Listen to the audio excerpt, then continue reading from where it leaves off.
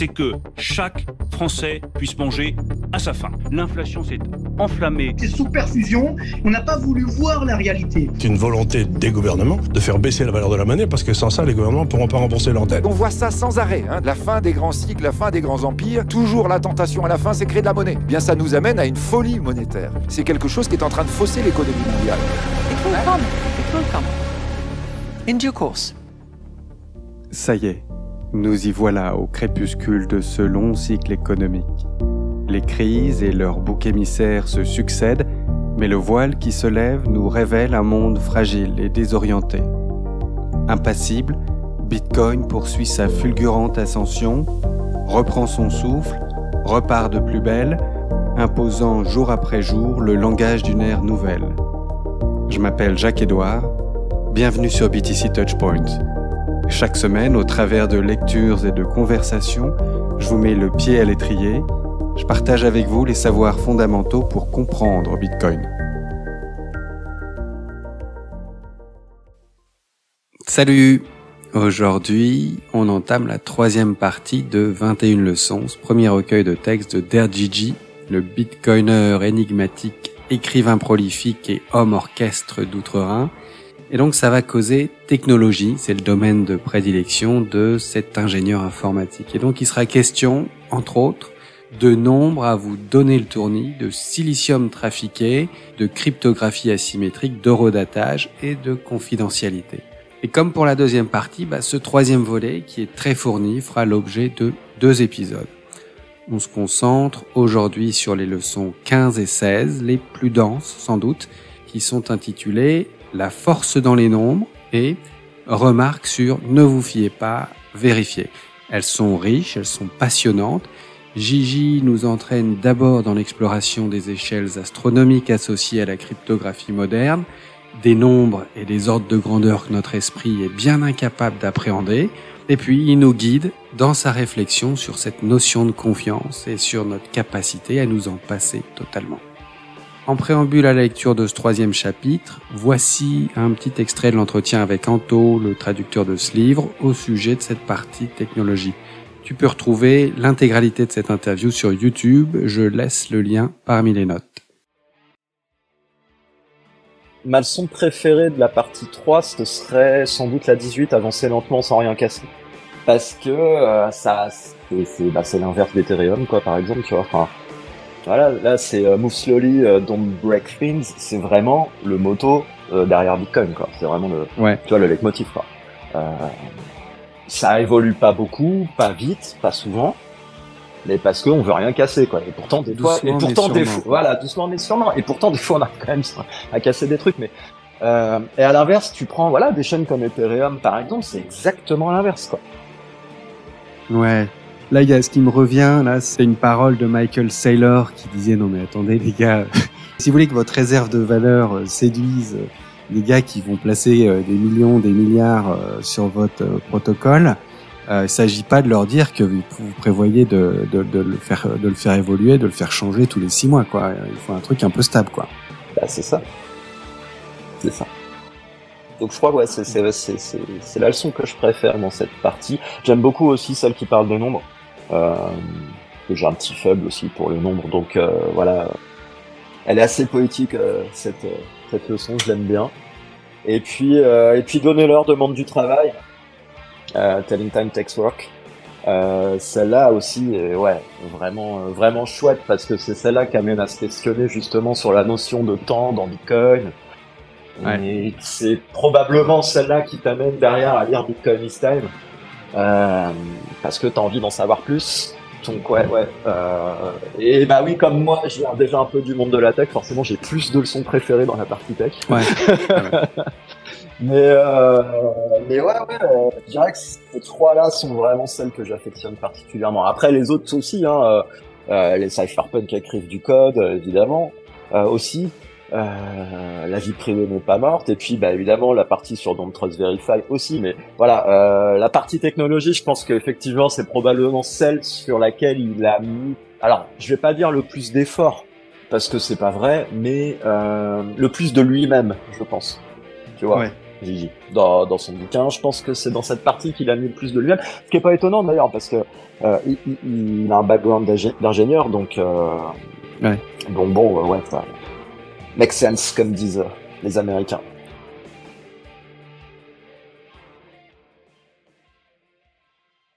« 21 leçons, enseignements tirés de ma chute dans le terrier du lapin Bitcoin. » Der Gigi, traduction, Anto. Troisième partie, technologie.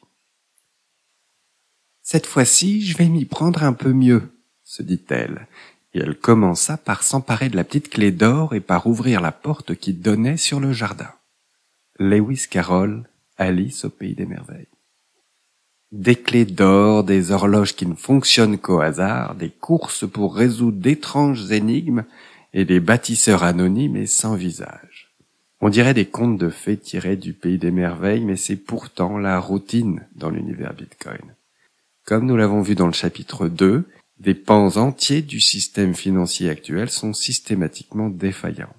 À la manière d'Alice, nous ne pouvons qu'espérer faire mieux cette fois-ci. Pourtant, grâce à un inventeur pseudonyme, nous disposons dorénavant d'une technologie incroyablement sophistiquée pour nous aider. Bitcoin. Résoudre des problèmes dans un environnement radicalement décentralisé et hostile demande des solutions uniques. Les problèmes habituellement triviaux à résoudre n'ont rien de trivial dans cet étrange monde fait de nœuds. Pour la plupart de ces solutions, Bitcoin repose sur une cryptographie solide, tout du moins du point de vue de la technologie. Nous verrons dans une des leçons qui suivent à quel point cette cryptographie est solide. Bitcoin se sert de la cryptographie pour se détacher de la confiance dans les autorités. Au lieu d'être tributaire d'institutions centralisées, le système s'appuie sur l'autorité ultime de notre univers, la physique. Cependant, il reste tout de même quelques traces de confiance. Nous examinerons ces traces dans la seconde leçon de ce chapitre. Partie 3. Technologie. Leçon 15. La force des nombres. Leçon numéro 16. Remarque sur ne vous fiez pas, vérifiez. 17. Donnez-leur demande du travail. 18. Avancez lentement sans rien casser. Leçon 19. La vie privée n'est pas morte. Leçon numéro 20. Les cypherpunks écrivent du code. Leçon 21. Métaphore pour le futur de Bitcoin. Les leçons suivantes traitent de l'éthique du développement technologique de Bitcoin, un aspect potentiellement aussi important que la technologie elle-même. Bitcoin, ce n'est pas la prochaine appli à la mode sur votre téléphone, c'est la base d'une nouvelle réalité économique, ce qui explique qu'il devrait être considéré comme un logiciel financier de qualité nucléaire. Où en sommes-nous de cette révolution financière, sociétale et technologique ? Les réseaux et technologies du passé peuvent figurer des métaphores au futur de Bitcoin que nous aborderons dans la toute dernière leçon de ce chapitre. Une dernière fois, attachez vos ceintures et profitez de la descente. Comme avec toutes les technologies exponentielles, ça va prendre une trajectoire parabolique. Leçon numéro 15. La force dans les nombres. Voyons un peu. 4 fois 5 font 12, 4 fois 6 font 13, et 4 fois 7 font... Oh, mon Dieu, j'arriverai jamais jusqu'à 20 à cette allure. Lewis Carroll, Alice au pays des merveilles. Les nombres sont indispensables à notre vie quotidienne. Les grands nombres, en revanche, sont peu familiers à la plupart d'entre nous. Les plus grands nombres que l'on rencontrera généralement au jour le jour seront de l'ordre des millions, des milliards, voire des billions. On pourra par exemple parler de millions de gens dans la misère, de milliards de dollars dépensés à renflouer les banques, ou encore de billions de dettes publiques. Malgré la difficulté à se représenter ce genre de gros titres, nous sommes relativement à l'aise avec l'ordre de grandeur de ces nombres. Même si nous sommes familiers avec les milliards et les billions, notre intuition fait déjà défaut face à leur grandeur. Avez-vous une idée du temps qu'il faut pour qu'un million, milliard ou billion de secondes ne s'écoule ? Si vous êtes comme moi, vous êtes perdu si vous ne faites pas les calculs. Creusons cet exemple. La différence entre chacun des nombres suivants représente 3 ordres de grandeur. 10 puissance 6, 10 puissance 9, 10 puissance 12. C'est pas très utile de penser en secondes, alors transformons-les afin de pouvoir les appréhender. 10 puissance 6, 1 million de secondes représente la dernière semaine et demie. 10 puissance 9, 1 milliard de secondes représente les 32 dernières années. 10 puissance 12, il y a 1 billion de secondes, Manhattan était couverte d'une épaisse couche de glace. Au moment où nous entrons dans les échelles astronomiques de la cryptographie moderne, notre instinct échoue dans les grandes largeurs. Bitcoin est bâti autour des grands nombres et de l'impossibilité virtuelle à les deviner. Ces nombres sont bien plus grands que ceux qu'on peut rencontrer au quotidien. Plus grands de beaucoup d'ordres de grandeur. Il est indispensable d'appréhender à quel point ces nombres sont réellement grands pour pouvoir comprendre Bitcoin dans son ensemble. Prenons comme exemple concret SHA 256, l'une des fonctions de hachage utilisées par Bitcoin. Il est naturel de se dire que 256 bits ne sont que 256, ce qui n'est pas du tout un grand nombre.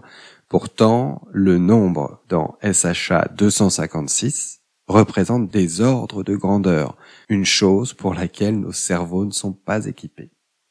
Bien que le nombre de bits soit une métrique appropriée, le vrai sens d'une sécurité 256 bits se perd dans l'interprétation. À l'image des millions 10 puissance 6 et des milliards 10 puissance 9 ci-dessus, le nombre dans SHA 256 parle d'ordre de grandeur, 2 puissance 256. Mais alors à quel point SHA 256 est-il solide au juste ? SHA 256 est très solide. Ce n'est pas incrémental comme passer de MD5 à SHA1. Ça pourrait prendre plusieurs décennies avant une attaque massive révolutionnaire. Satoshi Nakamoto. Appelons un chat. 2 puissance 256 représente ce nombre. 115 duodéciliards, 792 duodécilions, 89 indéciliards, 237 indécilions, 316 déciliards, 195 décilions, 423 noniliards, 570 nonilions, 985 octiliards, 8 octilions, 687 septiliards, 907 septilions, 853 sextiliards, 267 sextillions, 984 quintilliards, 665 quintillions, 640 quadrilliards, 564 quadrillions, 39 trilliards, 457 trillions, 584 billiards, 7 billions, 913 milliards, 129 millions, 639 936. Ça fait un paquet de quintillions. Se faire une idée de ce nombre est somme toute impossible. Il n'existe rien dans l'univers physique à quoi le comparer. Ça représente bien plus que le nombre d'atomes de l'univers observable. Le cerveau humain n'est tout simplement pas fait pour le comprendre. On trouve l'une des meilleures représentations de la vraie force de SHA 256 dans une vidéo de Grant Sanderson, judicieusement nommée « À quel point la sécurité 256 bits est-elle sûre ?» Elle montre parfaitement l'immensité d'un espace de cette taille. Rendez-vous service et prenez 5 minutes pour la regarder. Comme toutes les vidéos de 3Blue1Brown, celle-ci est tout aussi fascinante qu'exceptionnellement bien faite. Et attention, vous pourriez bien tomber dans un terrier de lapin mathématique. Bruce Schneier s'est servi des limites physiques de l'informatique afin de relativiser ce nombre.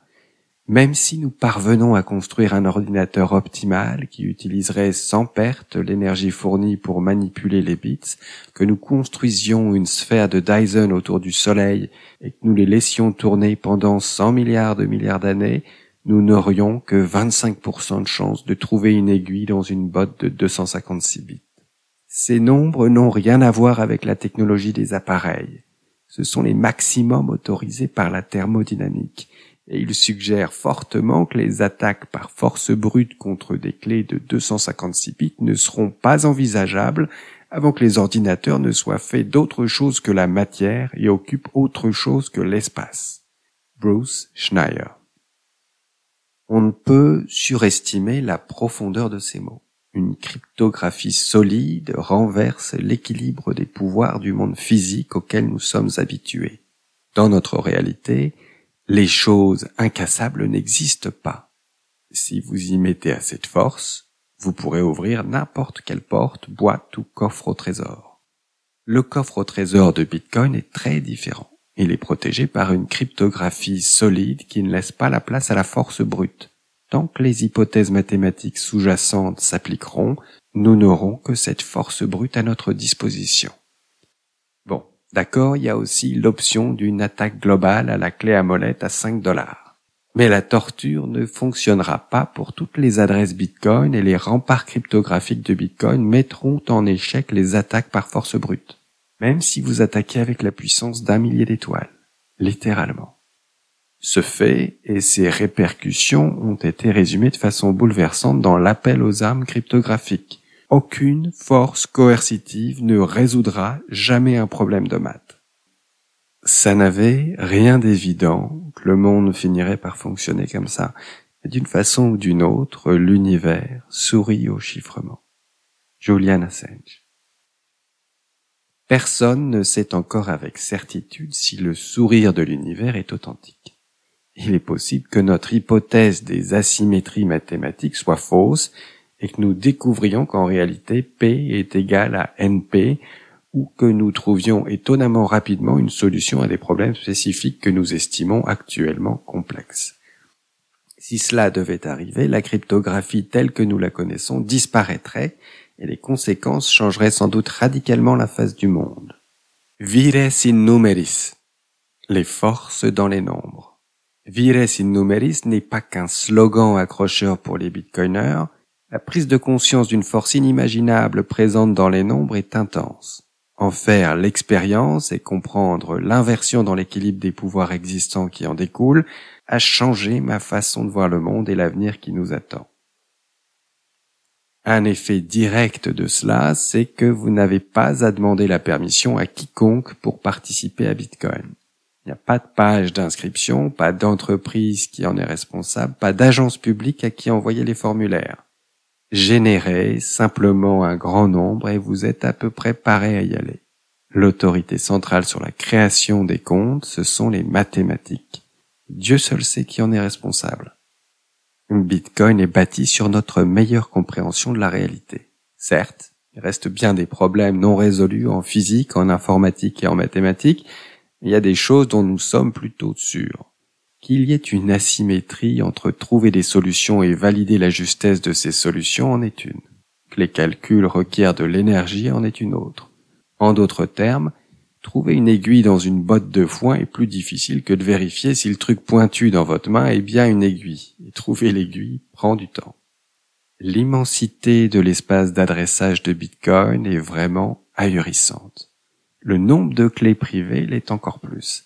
C'est fascinant de se rendre compte à quel point notre monde moderne se résume à l'improbabilité de trouver une aiguille dans une botte de foin incommensurable. J'en suis conscient plus que jamais, dorénavant. Bitcoin m'a appris que les nombres renfermaient de la puissance.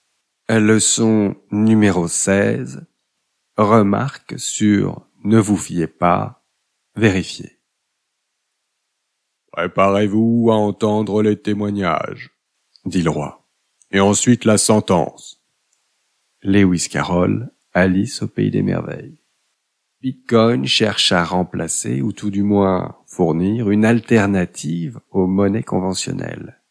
Ces monnaies sont liées à une autorité centrale, peu importe que l'on parle d'un cours légal comme le dollar américain ou des V-Bucks de Fortnite.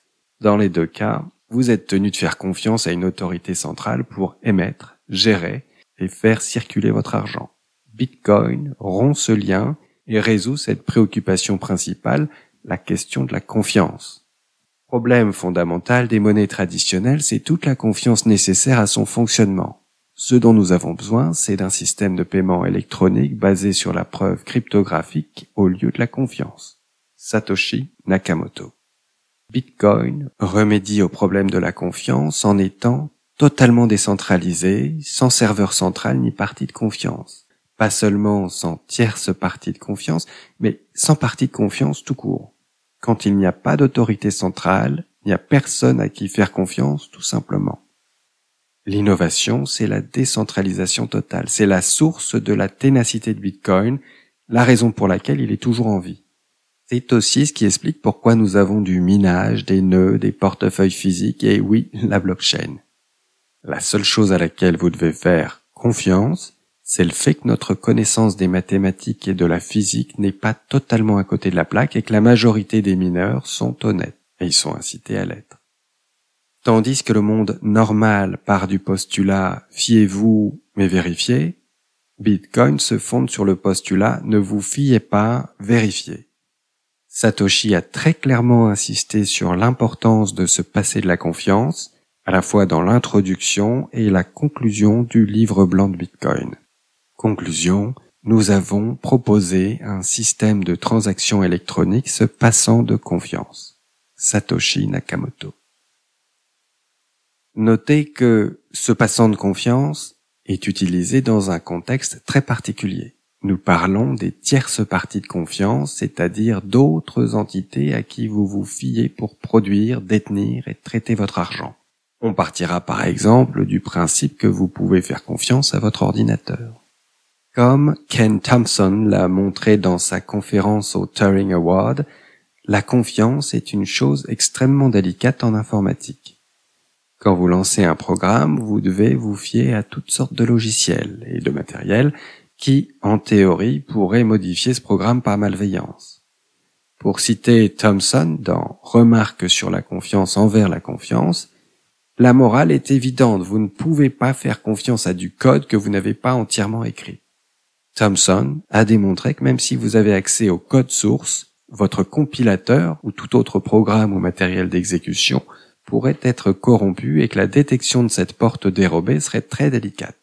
Par conséquent, en pratique, un système sans aucun besoin de confiance n'existe pas. Pour ça, vous auriez à créer tous vos logiciels, assembleurs, compilateurs, éditeurs de liens, etc., et tout votre matériel de bout en bout sans l'aide d'un quelconque logiciel externe ou machine programmable. Si vous voulez faire une tarte aux pommes à partir de rien, vous devez d'abord inventer l'univers. Carl Sagan. Le piratage de Ken Thompson consiste en une porte dérobée particulièrement astucieuse et difficile à détecter qui fonctionne sans modifier aucun logiciel. Des chercheurs ont trouvé le moyen de corrompre du matériel critique à la sécurité en manipulant la polarité des impuretés dans le silicium. Ils ont alors été capables de compromettre un générateur cryptographique de nombres aléatoires juste en modifiant les propriétés physiques du truc dont sont faites les puces électroniques. Et puisque cette modification est invisible, la porte dérobée est indétectable à la vérification optique, l'un des mécanismes de détection de sabotage les plus utilisés pour ce genre de puces. Ça vous fait peur ? Eh bien, même si vous étiez capable de tout fabriquer et programmer à partir de rien, vous devriez quand même faire confiance aux mathématiques sous-jacentes. Il vous faudrait être convaincu que SecP 256.4.1 est une courbe elliptique sans porte dérobée. Ouais, des portes dérobées malveillantes peuvent être insérées dans les fondations mathématiques des fonctions cryptographiques, et c'est vraisemblablement déjà arrivé au moins une fois. Il y a de quoi être paranoïaque pour de bonnes raisons, et le fait que tout, depuis votre matériel en passant par vos logiciels jusqu'aux courbes elliptiques que l'on utilise, peut receler une porte dérobée en fait partie. Ne vous fiez pas, vérifiez. Des bitcoiners un peu partout. Les exemples ci-dessus ont pour but d'illustrer que l'informatique sans confiance est utopique. Bitcoin est sans doute le seul système qui effleure cette utopie et pourtant il est à confiance réduite, visant à l'éliminer partout où c'est possible. On peut soutenir que la chaîne de confiance est infinie puisque vous devrez également vous convaincre que les calculs demandent de l'énergie, que P n'est pas égal à NP et que vous vivez bien dans la réalité et pas dans une simulation orchestrée par des acteurs malveillants. Les développeurs travaillent sur des outils et des procédures cherchant à minimiser encore plus toute confiance restante. Par exemple, les développeurs de Bitcoin ont créé Gitian, qui est une méthode de diffusion de logiciels permettant de faire des compilations déterministes. L'idée, c'est que les chances de manipulation malveillante sont réduites lorsque plusieurs développeurs parviennent à reproduire des exécutables identiques. Mais les portes dérobées imaginaires ne sont pas le seul vecteur d'attaque. Un simple chantage ou de l'extorsion sont des menaces bien réelles. Comme dans le protocole principal, la décentralisation sert à réduire la confiance nécessaire. Divers efforts sont déployés afin de résoudre le problème de l'amorçage, similaire à celui de l'œuf et de la poule, brillamment mis en évidence par le piratage de Ken Thompson. Geeks, qui utilise une gestion de paquets fonctionnellement déclarée et permet dès la conception une compilation reproductible bit à bit, est un de ces efforts. Il en résulte que vous n'avez plus à faire confiance aux serveurs qui vous fournissent les logiciels, puisque vous pouvez vérifier par vous-même que l'exécutable fourni est intact en le recompilant de zéro. Une pull request a récemment été fusionnée afin d'intégrer Geeks dans le procédé de compilation de Bitcoin. Par chance, Bitcoin ne se repose pas sur un seul algorithme ou une seule sorte de matériel. Une conséquence de la décentralisation radicale de Bitcoin, c'est un modèle de sécurité distribué.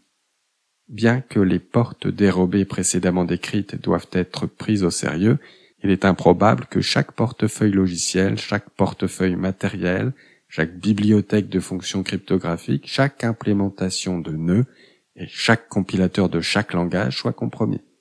C'est possible, mais très hautement improbable. Notez par ailleurs que vous pouvez très bien générer une clé privée sans même vous servir d'un quelconque logiciel ou matériel. Vous pouvez tirer un certain nombre de fois à pile ou face, mais selon votre style de lancer, cette source d'aléatoire ne le sera peut-être pas assez.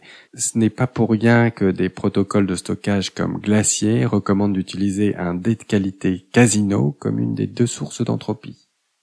J'ai été forcé par Bitcoin à réfléchir à ce qu'implique réellement de ne se fier à personne. Il m'a sensibilisé au problème de l'amorçage et de la chaîne de confiance implicite dans le développement et l'exécution des programmes. Il m'a fait également prendre conscience des multiples manières de compromettre un logiciel ou un matériel. Bitcoin m'a appris à ne pas me fier, mais à vérifier. On s'arrête là pour ce premier segment de la partie technologie, où Gigi nous permet de prendre la mesure, ou plutôt d'entrevoir la démesure de l'univers des nombres dans la cryptographie. Ça valait le coup, je pense, de prendre le temps de nous rappeler un petit peu ces ordres de grandeur qu'impliquent les puissances appliquées au nombre. 2 puissance 256, ça fait un nombre d'atomes supérieur à ce que l'univers renferme. Et pour se faire une idée de la puissance de calcul nécessaire au craquage d'une signature 256 bits, il y a cette vidéo, à quel point le chiffrement 256 bits est-il sûr, de Three Blue Brown, à laquelle Gigi fait référence. Je suis allé faire un tour, je suis allé la voir. Et c'est vrai que ça vrille un peu le cerveau, mais ça rassure considérablement. Grâce à cette exploration de ces ordres de grandeur de la cryptographie, Gigi nous donne un aperçu du niveau de protection tout à fait inédit que la cryptographie offre pour protéger notre propriété. L'ère numérique redonne un ascendant à la défense décentralisée. La leçon 16 est pas mal non plus, sauf peut-être pour les paranoïaques, et c'est vrai qu'on en compte un certain nombre parmi les bitcoiners. Je la trouve géniale en fait parce que Gigi creuse bien le sujet de la confiance. Il nous explique d'abord, rassurant, qu'il suffit de faire confiance au fait que notre connaissance des maths et de la physique est juste, et que la majorité des mineurs sont suffisamment incités à être réglo pour l'être. Et puis on comprend qu'il faut aussi partir du principe qu'on fait confiance à son ordinateur, à tous ses logiciels et pire, à tout le matériel physique, sachant qu'il y a des petits génies qui sont capables de corrompre du matériel critique à la sécurité en manipulant la polarité des impuretés dans le silicium. Donc, on se rend bien compte, les bitcoiners doivent tout de même faire un minimum confiance à certains trucs, même si Bitcoin permet de se libérer de la dépendance à des tiers de confiance. Je trouve, si tu veux, à mon petit niveau, qu'avec ces 2 leçons, on a déjà largement de quoi méditer. Donc je te propose qu'on se retrouve la semaine prochaine pour la suite et fin de ce livre, les 21 leçons de Dare Gigi. Tweet, like, retweet, partage ce podcast autour de toi, Passe une bonne journée ou une bonne soirée. Et puis, à très bientôt. Ciao.